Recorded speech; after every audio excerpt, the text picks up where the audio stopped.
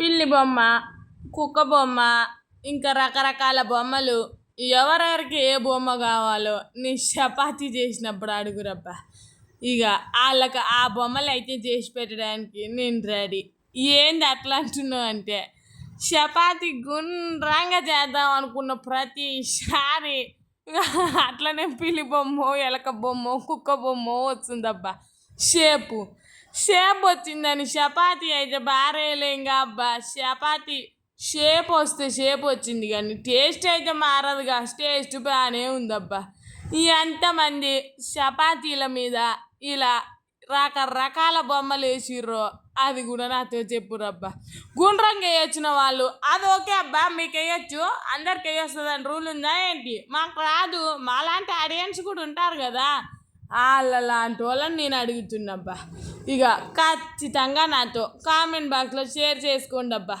మరి ఎంతమంది ఈ కళా పోషణ ఉందో నాకు కూడా తెలిసిపోద్ది, నాలాంటి ఫ్రెండ్స్ ఎంతమంది ఉన్నారు.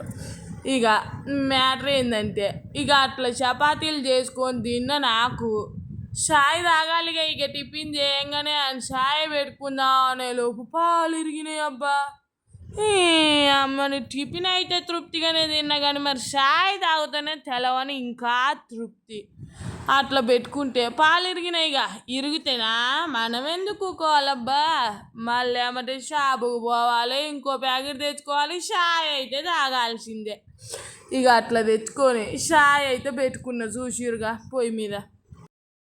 ఇరిగిందని అయితే చాయ్ తాక్కుంటుండలేంగా అబ్బా, మరి అదొక ఎమోషన్ కదా, అందుకన్నమాట.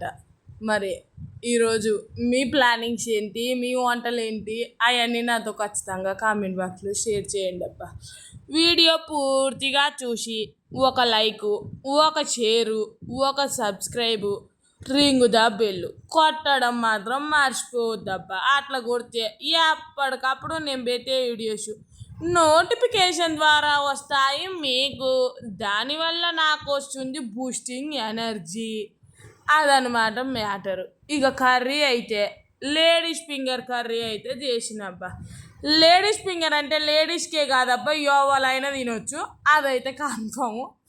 ఇక లేడీస్ ఫింగర్ తింటే బ్రెయిన్ కూడా మంచిది అంటారుగా అబ్బా, షార్ప్గా ఇద్దరు లెక్కలు మంచిగా వస్తాయి అంటారు చిన్నప్పటి నుంచి మాతోటి అందరూ. Okay friends, bye.